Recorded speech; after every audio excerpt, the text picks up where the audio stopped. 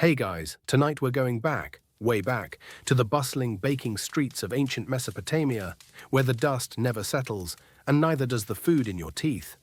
You're not some honored guest or distant god drifting overhead, you're just you.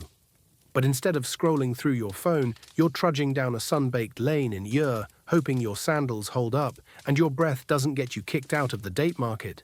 You pass a goat. It blinks slowly. You blink back.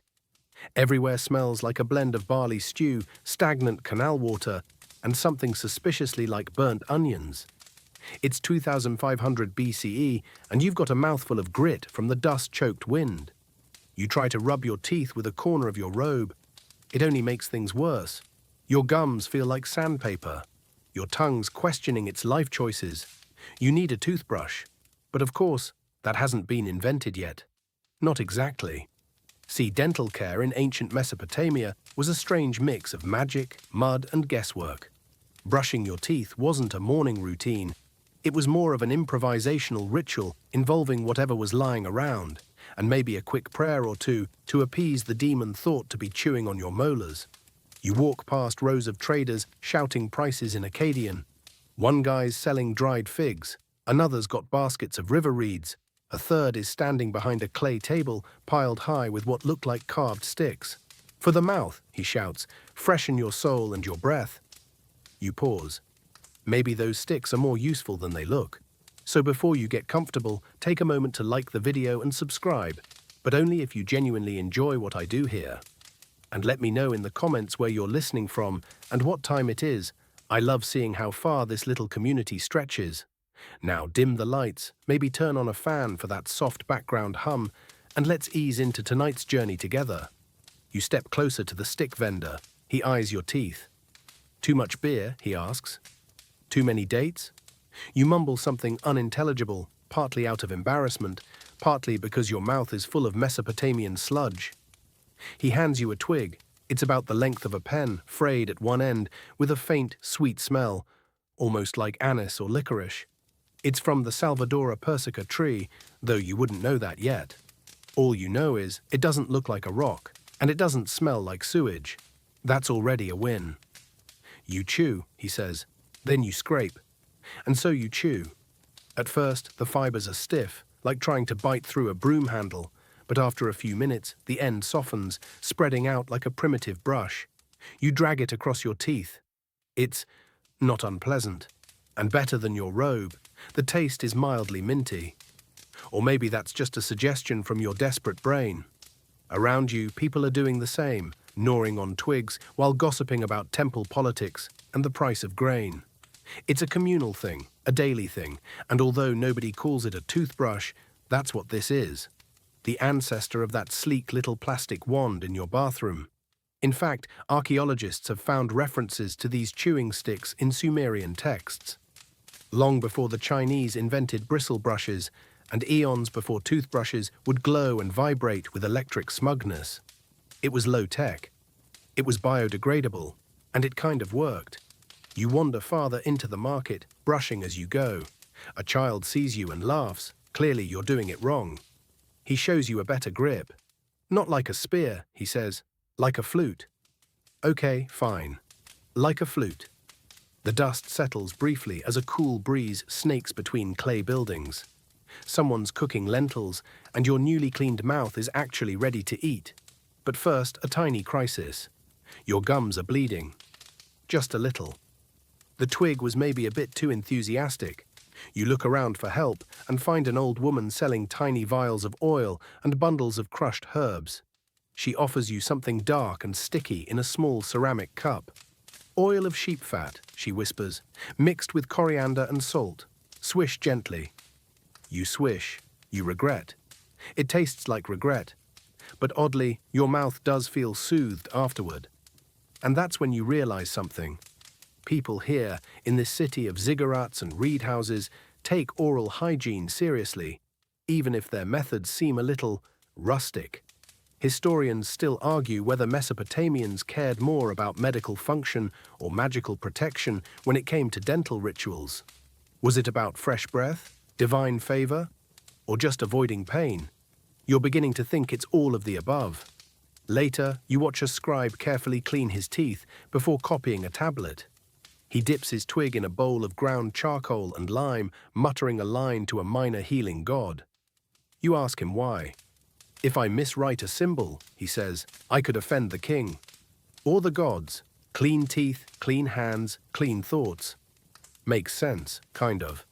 As the sun starts its slow descent over the canals and step temples of you pause at a fountain. Another merchant tosses you a new stick, this one bitter and sharp, from a different tree entirely. Apparently, some were chosen not for their taste, but for their antiseptic properties. Acacia, walnut, tamarisk. Your mouth, once a graveyard of yesterday's bread, is now surprisingly fresh. Not minty fresh, but Mesopotamia fresh. You might survive this after all. You wake up, or rather, you jolt upright from your sleeping mat of woven reeds as the first light filters through a lattice of sunny-baked bricks. Your mouth feels like the Tigris ran dry inside it. Again, you smack your lips. Dust? A hint of onion from last night's lentil stew, and something faintly resembling old barley. Welcome to your second day in where your dental routine has become a matter of survival, reputation, and avoiding being mistaken for a temple goat. You stumble out into the courtyard, still half asleep, and reach for the twig you wedged into a clay jar the night before.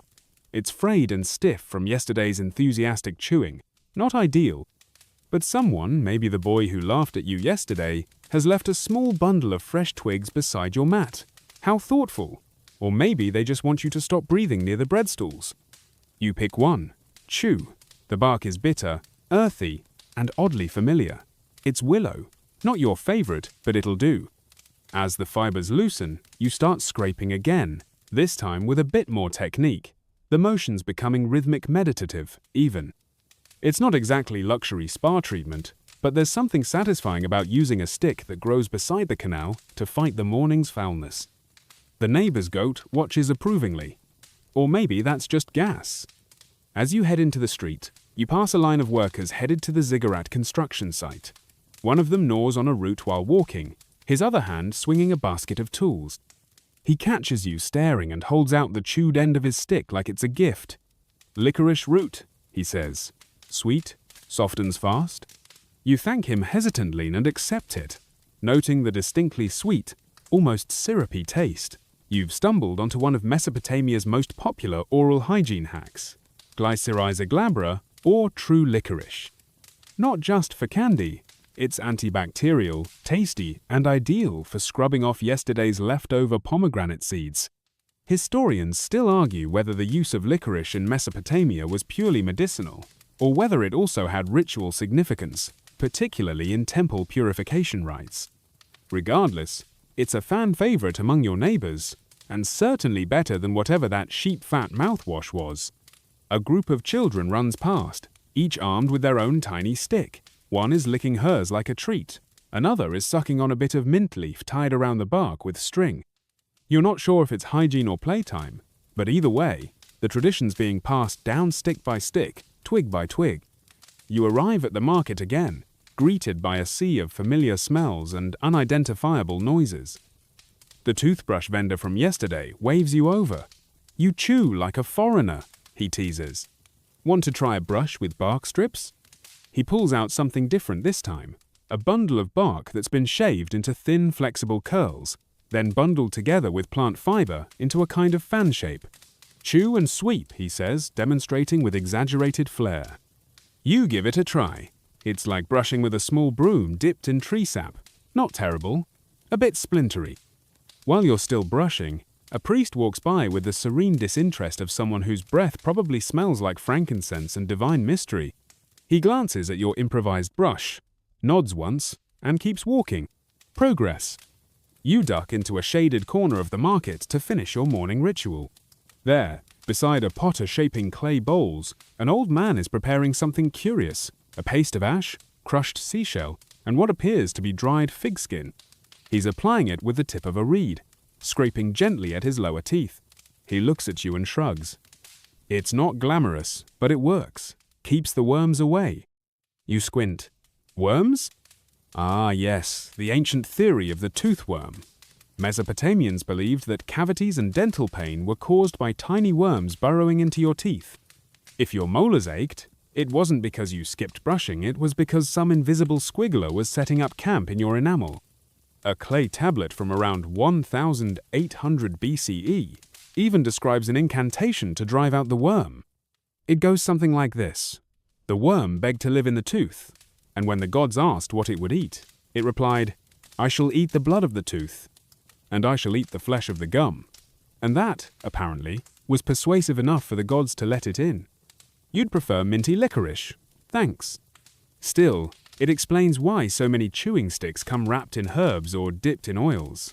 The goal wasn't just to clean, but to ward off whatever mythical menace was lurking in your bicuspids. You decide to get fancy and ask the vendor for something upscale. He presents a blackened stick with a silvery sheen. "This one," he says with dramatic reverence, "comes from the edges of the mountains. Burnt tamarisk bark, for strong breath, also good for bad omens." You chew it slowly. The flavor is smoky, medicinal,